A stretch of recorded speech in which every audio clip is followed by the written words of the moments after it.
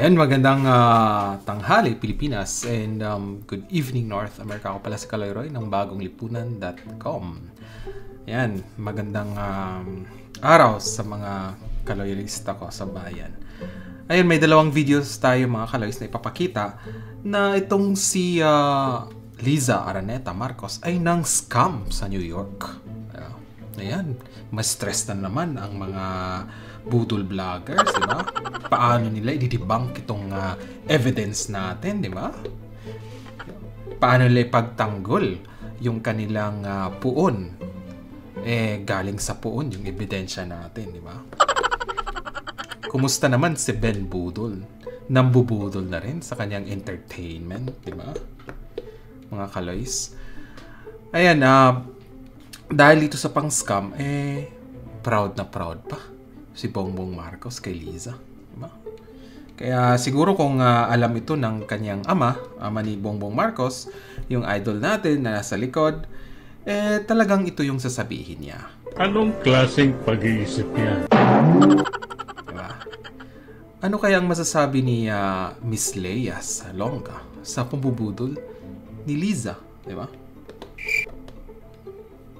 Ano sa tingin niyo mga kaloys? Anyway, sa mga nandito, may live survey tayo. Okay? Ang katanungan natin ay... Wait lang ha. Ayan. Wait. Bakit hindi lumabas? Ayan. So, ang katanungan natin sa ating live survey, naniniwala ba kayong corrupt talaga na tao si First Gentleman at Mrs. President? At bakit? 89% ng ating viewers nagsasabi na oo, mga corrupt na mag-asawa. Tapos 12% nagsabi na hindi. Ayan, diba? So, ayun na nga mga kaloys. Itong mga kaloys, itong video na ito, although matagal na siya, pero it would say a lot of things about the person. Diba? Kung ano siya, klaseng tao. Kung may awa ba talaga siya, kung alam ba talaga niya, yung ginagawa niya, ay hindi magandang example, kumbaga. Diba? Nakaka-stress ng ibang tao at alam ba niya talaga na nanloloko siya ng tao. Diba? Matagal na to pero nakikita natin ngayon na ganun pa rin, di ba? Paano sila mambudol sa taong bayan, di ba? So sa mga di nakapanood ng ating previous live stream ay pinag-usapan din natin doon si Mrs. President, di ba? At yung Yellow Media, bakit sobrang tahimik? Bakit si Mrs. President parati? Kasi nga, di ba? Sabi ni Bongbong Marcos, magaling daw mag-organize. At sinabi rin ni Mrs. President na kaya niyang sabihin kay Bongbong Marcos na wag i-appoint yung isang tao. So, ibig sabihin nun, pakialamera. May evidence tayo dyan, di ba? Galing mismo sa bibig ni Mrs. President. So, ano pang pinagsasabi dyan ng mga budol vloggers? Nagsisinungaling tayo? Ang source natin galing mismo sa kanilang pinagtanggol, di ba? Si BBM at saka si Liza. Paano yan? Kayo ang sinungaling sa palusot nyo. So, kung gusto nyo mag-follow sa aking Twitter, kailangan talaga natin ng maraming tao sa Twitter, mga kaloys. Okay? So, please create account kung wala pa kayong Twitter. So, follow me at Bagong Lipunan 72 and then may Facebook page tayo, Bagong Lipunan 2.0. And then yung Marcos Loyalist natin na YouTube channel bilang backup natin, please subscribe. And yung Facebook group natin, Duterte Bantag 2028. So dito mga kaloys, may pakita ko sa inyo na dalawang video. So bakit dalawang video? Kasi dito mga kaloys, makikita talaga natin na pag ang tao kasi nagsasabi ng totoo, kahit ilang beses pa niya ulit-ulitin, ganon pa rin, di ba? Kung itatanong pa rin sa kanya yon, ganon pa rin ang sagot niya kasi totoo yung sinabi niya, kaya consistent siya, hindi pa bago-bago yung sinabi niya. Okay? So, ayan. Sabi naman ni dito, ni Ben Pumares, Plan B now. Ayan, di ba? Sabi ni Bell Tabing, grabe, umariba na naman si Ben Barubal. Ilang milyon kaya bayan? For sure naman. And knowing Ben Barubal, di ba?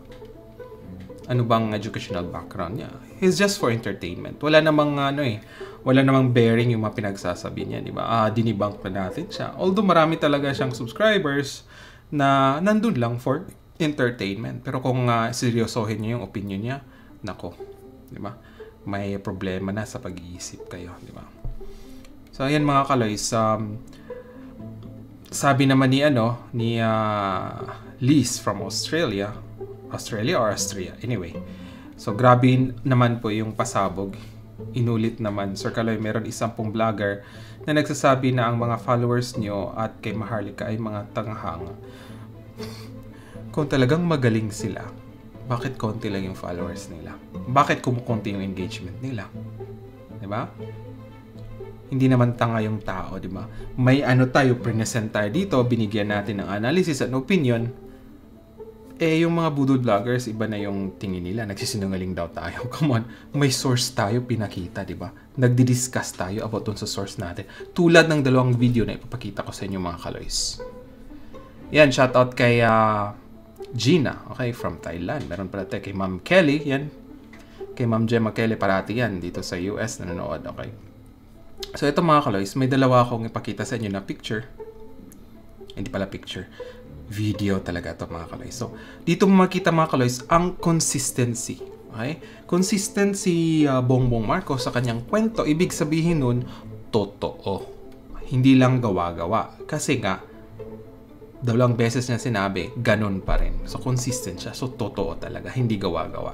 So, let's watch this video mga kaloys. One of the first high points of my knowing Lisa was one time in New York. People were coming, visitors, mga kaibigan namin. And the hot Broadway show then was Miss Saigon. Yan mga kaloys, diba? Alam naman natin na si Liza at saka si Bongbong Marcos ay nag-meet talaga sa New York. Kaya nga hindi kayo magtataka bakit pumunta sila ng New York, diba? Nag-state visit sila sa US tapos pumunta talaga sa New York. Kasi nga, memorable sa kanila ang New York at gusto nila mapuntahan ulit at the expense of kaban ng bayan, di ba? So, ito nga, highest points. Talagang proud siyang nito mga kaloys, mag-share, okay? Sa kanyang experience kay Liza. So, they asked, can you get us tickets for Miss Saigon? Of course, Lisa promised, yeah, I can get it. So, we show up at the theater, on the pavement. And we ask the box office, where the Lisa Araneta tickets? And there are no tickets. And you could not believe she asked, I want to see the manager. And you could not believe that she changed. First, she started getting angry. Then she started crying. Then she started flirting with the guy. Then they called again the manager, got mad again. But in the end, you know what they ended up doing? They ended up getting chairs, putting it in the aisle so that we had a place to sit. Ganun ka, because she will never. So hindi talaga give up to. Ayun mga kaloy. So sa kwento dito ni Bongbong Marcos, sinabi niya na yung nangyari dun sa Miss Saigon, di ba? Na wala silang ticket. Okay? Pero nagawa ng paraan ni Liza sa pamagitan ng pang-scam, pambudol. Di ba? Na alam naman talaga nila na walang ticket, pero pagpipilitan talaga, she will never give up sa pambubudol. Maliit lang to na bagay mga kaloys. Bakit kailangan pa nilagang mangbudol? Bakit kailangan nilang mangloko ng tao? Bakit kailangan nilang mang-stress ng staff? Diba? Bakit guluhin nila ang show? Imagine maglagay ng upuan sa gitna. Wala na nga nabili na ticket, diba? Nambudol nga eh. Right? Ito yung first niya na kwento. And Bongbong Marcos is so proud of it. Diba?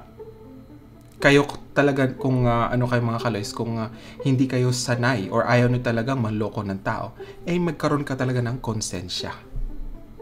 Pero kung sanay ka namang budol, for sure, wala kang konsensya.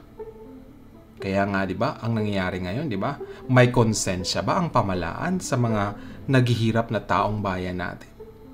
May konsensya ba sila na kahit yung mga taong hindi naman kailangan sa pagpunta sa ibang bansa ay bit-bit pa rin? Di ba? Dito pa lang makikita mo na eh. This is the first video. Okay? Kumusta mga budol vloggers? Madilinan nyo ba to? Eh galing mismo sa bibig ng inyong idol, di ba? Kaya nga budol-budol gang tawag ko sa inyo eh. So this is the second video mga kaloys. Ayan, di ba? Second video na masasabi talaga natin na consistent si Bongbong Marcos. Yan, panoorin natin mga kaloys. Like, you know when we travel, kunyari, yung overweight, di ba?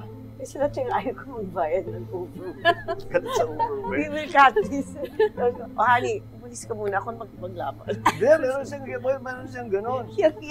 Imagine mga kaloys, yung mga overweight, nambubudol din siya. Kaya sabi ko sa inyo mga kaloys, ang taong hindi honest ay gagawin talaga niya na mambudol.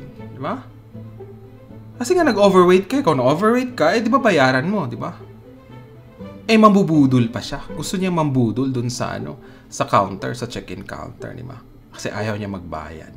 Just imagine mga kaloys, may konsensya ba to? Bibigyan na ng stress yung yung tao na nasa check-in, di ba? Makipagtalo pa siya. Stress yan, di ba? Wala siyang konsensya. Budol nga eh, di ba? Sabi, paalisin ako. Hindi, usually, basta kung meron kaming gustong yung upgrade sa whatever. Basta meron siyang hihingi ticket sa show na wala na, gano'n. Makikipagtimbang. Gagawa ng paraan. Gagawa ng diskarte. Magagalitan niya. Lalandian niya. Tapos after a while, sasabihin, umalis ka muna. Sabi, bakit naman? Mapapahiya ka lang sa yung gagawin ko. Ayun mga kaloys, pinapaalis niya si Bongbong Marcos kasi mapapahiya. Eh yan yung nangyayari ngayon mga kaloys, di ba? Napapahiya ang pangalang Marcos. Diba? Ako ba ang sumisira? Si Maharlika ba ang sumisira sa pangalang Marcos? O si Bongbong Marcos na sobrang bilib sa asawa? Dahil, yun na nga, happy wife, happy life. Kami ba ang sumisira? Hindi. Diba? Anong pinagsasabi ng mga budol vloggers? Kami ang sumisira daw. Come on. Tanggalin niyo yung mga nunal sa inyong mata para hindi kayo bulag. Hihiya ka lang sa akin. Kaya malis ka but I get my way. But it gets done. But my favorite, we were in New York. May dumating kaming bisita from Manila. Ito mga kalaysa, this is the second time na kwento niya. So consistent siya. Totoo yung nangyari. Gusto manood ng Miss Saigon. So sabi nung, sige, hanap na ng ticket. So tawag kami. Walang ticket. Wala. Sold wala out. Talaga. Sabi niya, hindi na bale, basta punta tayo. So punta kami sa theater. I remember that. Nakikipag-debate siya. Yun na naman. Pinagalit. Nagkakain. No, they gave 2 tickets. May reservation kami dyan. Meron pinagpipilit niya. Kahit wala. Ewan ko sa kanya. Pinagpipilit niya na meron. Tapos mamaya, come on, kayo mo all the way from the Philippines. Yung una galit. Yung pangalawa, yung sige na, nagmamakaawa na. Yun know, yun, tapos nilalandian na niya. Sabi ko lahat ng gano'n. Sabi ko, tapos at that point, after a while, sabi niya, sige, umalis ka muna. Dalawa kami. Yung kaibigan namin, ako, pinaalis na niya.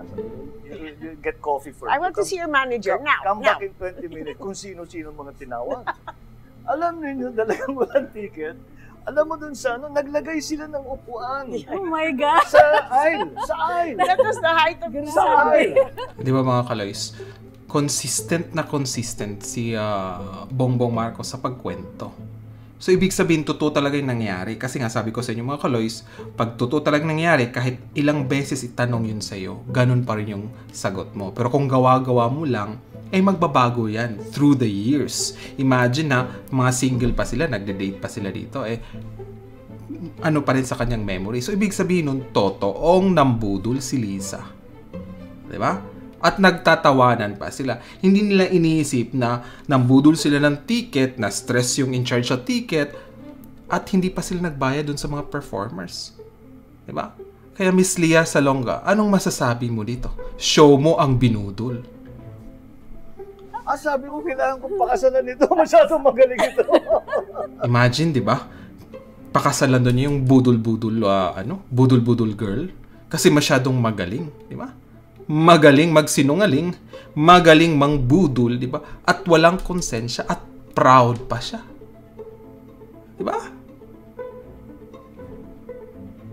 Ako ba? Gawa-gawa ko ba to? Galing na mismo sa kanilang bibig. No, kasi we ordered 3 tickets. Dalawa lang binigay. Tapos binabos na, ticket binabastos. Di ba yung mga New Yorker, call your manager now. See? In-stress pa yung manager para lang makapambudol, di ba? May konsensya ba itong klaseng tao na to? Imagine na. Di ba? Atinista pa itong mga kaloys. Hindi ko ma-imagine. Ako atinista din ako, pero hindi ako ganun. Hindi ko kayang mambudol. Kasi alam ko na pag mambudol ako ng ticket, di ba? Kawawa naman yung mga performers, di ba? Binabayaran din sila doon, di ba? Kawawa naman yung i-stress ko na manager dahil lang sa kasinungalingan ko. Walang konsensya. Ako may konsensya ako, di ba? Hindi ko alam kung talagang nakuha talaga niya yung mga message na mga pare, di ba? Kasi atinista to eh. Di ba? Tapos mambudol. Sino ngayon ang sinungaling? Di ba? Sumagot kayo, budulgang vloggers. Sino ngayon ang sinungaling? Ako o yung pinagtanggol nyo? Sino ngayon ang walang konsensya? Ako o yung pinagtanggol nyo? Di ba? Ito, evidence to eh. Yung ginawa nilang pambudol nung pagkatapos ng eleksyon ay dinedma na kagad yung mga supporters. Yung pambubudol, yung panggagamit ng tao is a form of pambubudol. Diba? Grabe. Grabe talaga. Sabi ni Molly, grabe. So crooked. Yun na eh. Tapos, eto mga kaloys panoorin ito. Libre pa. Kung sino pinatawag. Nung pagpasok, sabi niya, it's okay. See, you married well. Pagpasok, naglagay sila ng ganyan. Naglagay silang upuan sa aisle. Hindi nyo kinahihiya? See? Nagtanong si Esther, hindi nyo kinahihiya. Imagine, itong si Esther may konsensya eh. Kasi alam talaga niya na mali yung ginawang pambubudol. Mali yung pang-scam ng mga tao, di ba? May konsensya si Esther. Maganda yung tanong niya eh. Di ba kayo nahihiya? Diba? Tingnan mo mga kaloys kung gaano kakapal. Diba? Marelate mo yan mga kaloys sa mga ginagawa nating paging kritiko sa administration. Diba? Ang kapal talaga nila. Kahit alam nila nagsinungaling sila, yun pa rin nasasabihin nila. Hindi nyo kinahihiya? Very proud. I'm so proud of her. Proud, oh. Diba? Hindi siya nahiya, proud pa siya. So proud siya ngayon mga kaloys na nambudol siya sa gobyerno, nambudol siya sa taong bayan, proud siya sa kanyang asawa. 'Di ba? Sabi ni Cookie, pangit pa, mambubudol pa. Yun na nga eh, 'di ba? Hindi ko nga alam, nakakahiya eh. Bilang atenista din, nahiya talaga ako sa ginawa ng itong si Lisa. Atenista siya eh. Hindi ko alam kung anong masasabi ng mga pare diyan, 'di ba? Mga hypocrites, yung mga ibang dyan, di ba? Nambudol eh. Diba? Proud pa siya. Part ba ng Ateneo yung pag-train ng kanilang mga student na mambudol? I don't think so. Kasi galing din ako sa Ateneo eh. Diba? Grabe. Sabi ni Shirley, very proud pa si Lisa na magkwento na yun na nga eh. Ngayon, di ba? Siguro later on, after nang matanggal itong si Bongbong Marcos or mawala man, di ba? Kung siswertehin siya, naabot siya ng 2028. Talaga ikwento talaga nila kung paano nila nabudol ang mga Marcos loyalist, di ba? At proud pa yan sila kasi wala silang konsensya. Di ba? Wala silang konsensya sa taong mga nadismaya. Okay? Wala silang konsensya dun sa mga talagang nabudol nila sa kanilang mga pangako. At wala silang konsensya na waldasin ang pera ng taong bayan. Kasi nga, wala silang konsensya. Di ba? Right from the start. Right?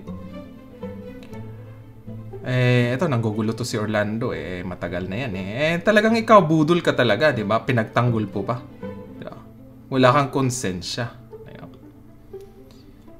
Sabi naman ni John, di po ba Marcos Susico? Ba't ayan na nga, parati kong inuulit, di ba?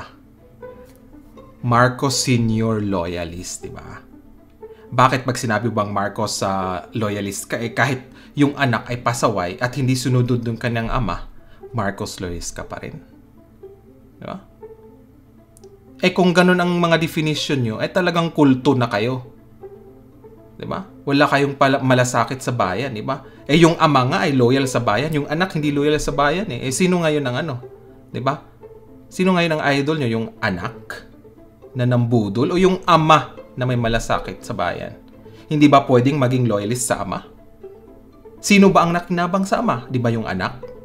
Nung election? Di ba? Mag-isip kayo. Mga nagsasabing loyalista. Loyalista kayo sa pangalan. Mga kulto kayo. Hindi kayo loyalista sa taong bayan. So mga kaloys, ito, i-share nyo itong video na to. Okay? You can download, uploads kung saan man yung gusto. Hindi ko kayo copyright strike. I want you to share the truth. Okay? Para maintindihan nyo ang mga nangyayari ngayon. Diba? Talagang na talaga nila, mga budol talaga tong mga mag-asawa na to. Diba?